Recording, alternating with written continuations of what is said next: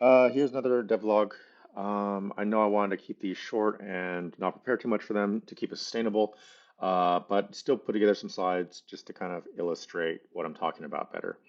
This video is really going to be about collecting training data, and the training data is going to be just like a ton of game frames from, that we pulled from YouTube, and these frames are going to tell the training AI, like, given this position of the board, this is what you should do.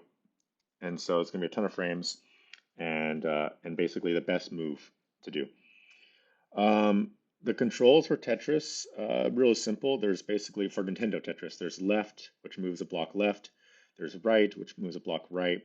There's B, which rotates your shape counterclockwise, and A, which rotates it clockwise.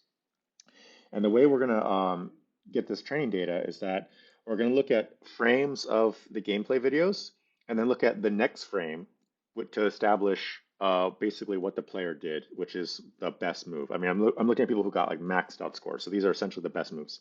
So for instance, like if you look at two frames here, this is going to be a left move where the purple L block moves to the left. Something like this on the right. This would be an example of a right move where it's like, okay, the block has moved to the right. And then lastly, a frame like this would be a rotate move. So this could be A. Um, so this would be a T block move A. And so yeah, that's kind of that's what I want to do at a high level. How I'm achieving it is so we jump into the files. You can see I have a ton of frames from the gameplay videos I downloaded. First step is to load these up and to make sure the AI can actually see the board. So I have a folder here called outlines. What my script does is it basically um, it looks at the pixels of each frame and it knows where the board is. So it basically says, okay, within each cube section here, if the majority of the cubes are not black, which is dark, then it thinks that there's a block there. And then to validate that it's correct, I had it draw a green outline around the block. So this is a way to visualize that. It's kind of a way for the AI to repeat back, hey, this is where I think their blocks are, and then I can easily verify it. Um, so this is just the first step of ensuring that we can read the frames. I have a really cool side-by-side version here.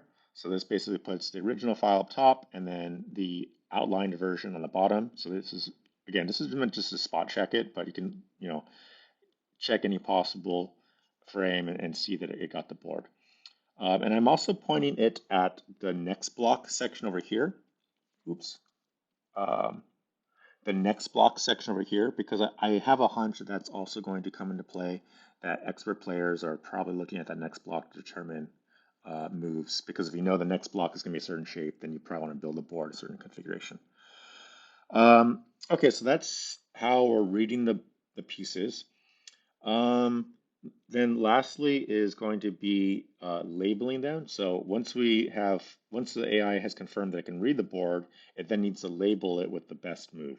And the way that I've been doing that is like there's a set of heuristics I've applied. So when you look at the difference of these two frames, like this is going to clearly be a drop.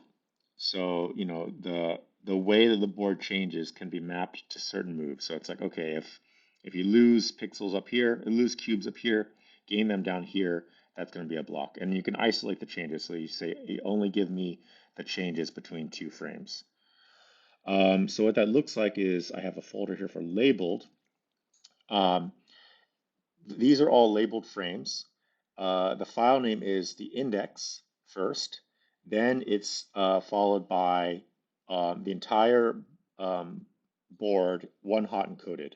And so you see it's a really long name. Each digit corresponds to a cube position, starting from the top left, going to the right, and then going down. 0 means the cube is not there. 1 means there's a cube there. And so yeah, it's one hot encoded board.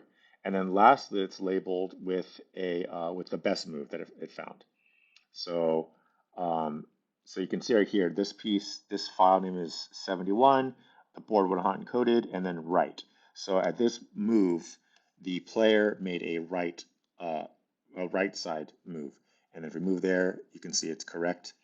And then this one says 72, last move was an A, so a rotate.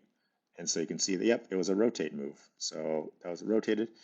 And so yeah, this is like this is what will basically be the training data that we feed into the I'll use Google Colab and basically train on it. And then when we go into the next devlog will be about the rig, about running it. But yeah, basically this is how I got my labeled training data. And I just got I just downloaded another video. So this has another person playing and getting a perfect score. So yeah, that's it for today. But yeah, making decent progress, and I will post again soon. All right, bye.